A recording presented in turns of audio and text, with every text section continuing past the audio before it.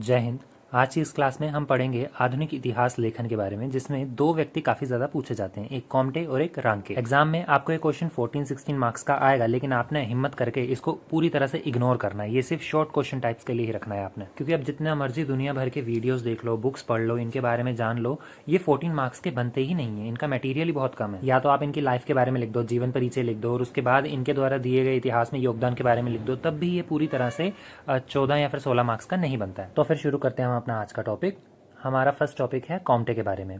तो कॉम्टे के बारे में पढ़ेंगे हम। कॉम्टे का पूरा नाम था अगस्ट कॉम्टे, जो एक पॉजिटिविज्म अप्रोच रखते थे, यानी कि प्रत्यक्षवादी विचारधारा। इतिहास में ही प्रत्यक्षवादी रहने को कहते थे। कैसे? कि आपको जो सामने दिख रहा है ना, बस उसी को सत्य मानना है। कोई धार्मिक रूप से किसी और तथ्य को जो एक्चुअल में एग्जिस्ट ही नहीं कर रहा है अच्छे से, जो कि एक लॉजिकल लग ही नहीं रहा है, उसे आपने नहीं मानना है। ये इनका मानना था। प्रत्यक्षवाद की इन्होंने रचना 1830 में करनी शुरू और 1882 में इसका लास्ट पार्ट पब्लिश हुआ। कॉम्टे एक दार्शनिक थे जो नेपोलियन बोनापार्ट के समय के एक महत्वपूर्ण विद्वान थे। इन्होंने प्रत्यक्षवाद के साथ साथ समाजशास्त्र का भी अध्ययन किया था। इनके प्रत्यक्षवाद को इतना महत्व इसलिए दिया जाता है क्योंकि ये पूरी तरह से वैज्ञानिक था। कॉम्टे का प्रत्यक्षवादी दर्शन पूरी तरह से वैज्ञानिक तो था ही, और इसी के साथ कॉम्टे ने सभी प्रकार की जितनी भी अपनी अवधारणाएं थी ना, वो सारी प्रत्यक्षवादी सिद्धांत पर ही प्रस्तुत की थी, मतलब प्रत्यक्षवादी सिद्धांत पर ही आधारित थी। कॉम्टे का मानना था कि अनुभव, परीक्षण, निरीक्षण, प्रयोग और वर्गीकरण, ये जो 5 चीजें हैं, बस इन्हीं के आधार पर इतिहास को लिखा जाना चाहिए। और इससे केवल इतिहास में जो घटना घटी हैं प्राकृतिक रूप से, सिर्फ उन्हीं का अध्ययन ही नहीं किया जा सकता है, बल्कि मानव का, जो आज के समाज का मानव है ना, उसका अध्ययन भी किया जा सकता है। उस समय यूरोप में एक तरफ पुनर्जागरण का काल चल रहा था, और पुनर्जागरण ने जिस प्रकार से तकनीकी को विकास किया, उसी प्रकार से बौद्धिक विकास में भी उसने काफी ज्यादा योगदान दिया था। और उसी के प्रभाव के कारण कॉम्टे कहते हैं कि जैसे हमें दिन रात होते हुए दिख रहे हैं, सूर्य चंद्रमा दिख रहा है, ग्रहण दिख रहा है, मौसम दिख रहे हैं, इतने सारे प्रकृति में होने वाले बदलाव दिख रहे हैं, तो जो चीजें हमें दिख रही हैं प्रत्यक्ष रूप से हम उसे देख पा रहे हैं, अनुभव कर पा रहे हैं, और उसका भविष्य में या फिर अभी अस्तित्व में हम उसका प्रयोग कर पा रहे हैं, उसको वर्गीकृत कर पा रहे हैं। जैसे कि ऋतु हैं, 6 प्रकार के ऋतु भारत में हैं, तो उनको वर्गीकृत कर पा रहे हैं हम। तो ये सब चीजें प्रत्यक्षवाद कहलाती हैं। इसके अलावा ये धार्मिक तत्वों को इतिहास से दूर रखने का प्रयास करते थे, क्योंकि धर्म जो है ना, वो काफी ज्यादा इतिहास को खराब कर सकता है। कैसे? अगर आप आज के मानव के रूप में देखोगे तो आपको पता चलेगा कि जैसे किसी एक व्यक्ति के हाथ में काइनेटिक एनर्जी है, जैसे श्री कृष्ण, तो कैसे हो सकती है? पॉसिबल है आज के समय में देखा जाए तो नहीं। कोई एक व्यक्ति किसी गुफा में जाके तपस्या करे और उसके बाद उन्हें 3 दिनों बाद, 4 दिनों बाद ज्ञान की प्राप्ति हो जाए, तो कैसे हो सकती है? गुरु नानक देव जी को हुई थी, लेकिन आज के समय में कैसे हो सकती है? इसी तरह से कोई धर्म प्रचारक मर गया है और उसको 3-4 दिनों के बाद फिर से उसमें जान आ जाती है, जैसे कि जीसस क्राइस्ट को आई थी, तो ये कैसे पॉसिबल है? इसी तरह से एक और एग्जाम्पल इस्लाम को ले सकते हो आप। इस्लाम जैसा कि अरब में जिस तरह से फैला, उससे पहले वो क्या था? एक हिंदुस्तान में जैसे प्रथाएं चल रही थी अपने देवी देवताओं को पूजने के लिए, अपने पूर्वजों को पूजने के लिए, वैसे ही चलती थी। लेकिन क्या हुआ कि आप धर्म के रूप से देखोगे तो वहां पे इस्लाम आया और उन्होंने सभी कुछ खत्म कर दिया, उस सभ्यता को मिटा दिया। लेकिन अगर आप धार्मिक रूप से नहीं देखोगे इन्हें, मतलब प्रत्यक्षवादी रूप से देखोगे, तो आपको पता चलेगा कि ये सब क्यों मिटा। क्योंकि वहाँ के लोग जो धर्म के जो कर्मकांड होते हैं, इससे काफ़ी ज़्यादा परेशान हो चुके थे, तो उन्होंने वो मूर्तियाँ उठा के सारी नष्ट कर दी, एक जगह पे गाड़ दी, ताकि अब करो पूजा।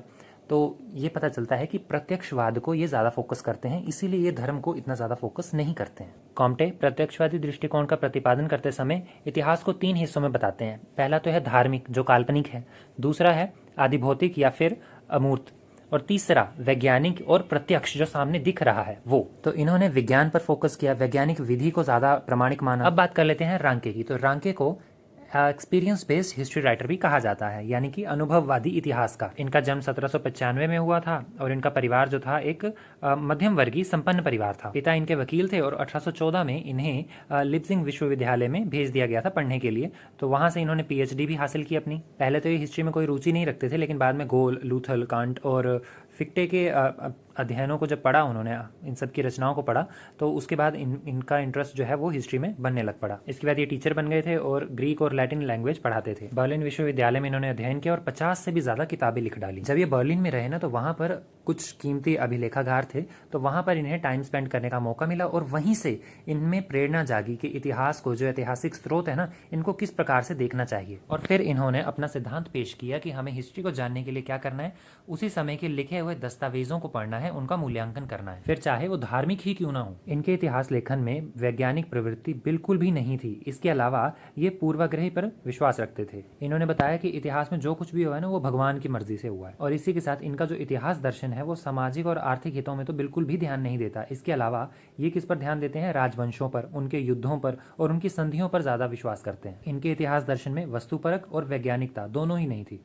अधिकांश इतिहासकार ये मानते हैं कि इनका इतिहास लेखन की जो पद्धति है वो केवल दस्तावेजों पर आधारित थी। दस्तावेज तो झूठे भी हो सकते हैं ना, किसी राजा के अधीन उसके दरबारी जो उसके बारे में लिख रहे हैं वो राजा के बारे में गलत थोड़ी ना लिखेंगे, वो तो अच्छी अच्छी बातें लिखेंगे। भैया गलत लिख भी दिया तो मेरा गला काट देंगे वो।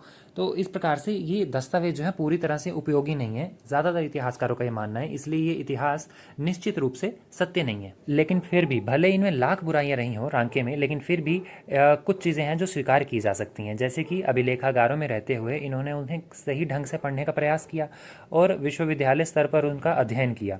ऐतिहासिक गोष्ठियों और उनकी जो ऐतिहासिक पत्रिकाएं थी उनका प्रकाशन का कार्य भी सबसे पहले इन्हीं ने किया था। और इन्हीं ने साक्ष्य विज्ञान का विकास किया था, यानी कि साइंस और एविडेंस का विकास इन्हीं ने किया था। रांके के इतिहास लेखन की कुछ विशेषताएं थी, जैसे कि इन्होंने तथ्यों को सबसे ज्यादा प्रधानता दी और राजनीतिक इतिहास में ज्यादा विश्वास रखते थे। दरअसल रांके ना रूढ़िवादी विचारधाराएं जो राजनीति से संबंधित होती थी उनका प्रतिपादन करते थे, उनका संपादन भी करते थे, इसीलिए ये राजनीतिक रूढ़िवादी विचारधारा वाले थे। तीसरा, इन्होंने धर्म को इतिहास में काफी ऊंचा स्थान दिया। वह मानते थे कि इतिहास में जो ज्यादातर चीजें हैं ना वो धर्म के आधार पर ही लिखी जा सकती हैं। और लास्ट में ये कहते हैं कि इतिहास में व्यक्ति की भूमिका काफी ज्यादा महत्वपूर्ण होती है, मतलब व्यक्ति की भूमिका में विश्वास रखते थे। इसी के साथ ये उदाहरण भी देते हैं अपनी बुक जो इनकी है द हिस्ट्री ऑफ पॉप्स, तो उसमें भी ये बताते हैं कि इतिहास में व्यक्ति कितना ज्यादा महत्वपूर्ण है, उसका चित्रण, मनुष्य का चित्रण जो है वो कितना ज्यादा महत्वपूर्ण होता है। और हाँ, एक और चीज इसमें, एक और पॉइंट आप ऐड कर सकते हो, वैश्विक इतिहास पर बल दिया जाता है। ये कहते हैं कि व्यक्तिगत इतिहास इतना नहीं लिखा जा सकता जितना कि वैश्विक इतिहास लिखा जा सकता है। मतलब वैश्विक इतिहास को ये ज्यादा ज्ञानवर्धक मानते हैं, ज्यादा महत्वपूर्ण मानते हैं। तो यही थी हमारी आज की क्लास। एक तो ये बुक ही काफी ज्यादा बोरिंग है, इसको पढ़ाने का ही मन नहीं करता मेरा, आप पता नहीं कैसे देख रहे हो। ये बुक खत्म हो जाए इसके बाद हम अपनी सेकंड बुक स्टार्ट करेंगे जो कि काफी ज्यादा इंटरेस्टिंग है, आपको ही मजा आएगा पढ़ने में। तो फिर मिलते हैं नेक्स्ट क्लास में। जय हिंद।